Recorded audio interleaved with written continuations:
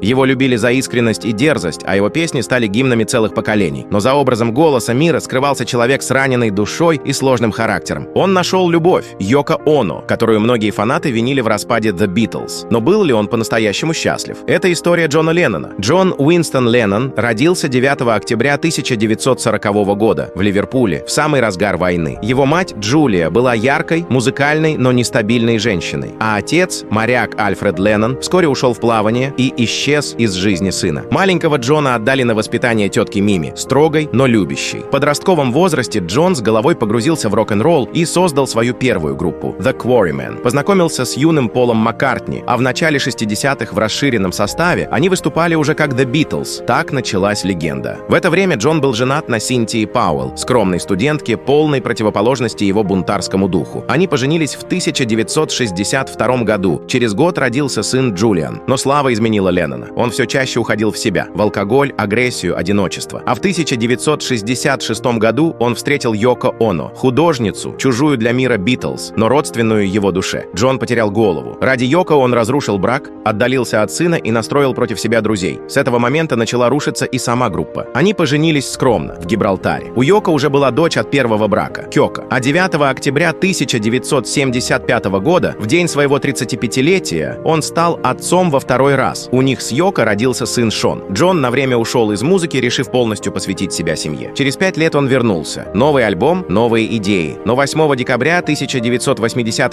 года у дверей собственного дома Джон Леннон был застрелен фанатом. Он ушел, когда наконец обрел гармонию. А его песни живы, как манифест свободы, любви и мира.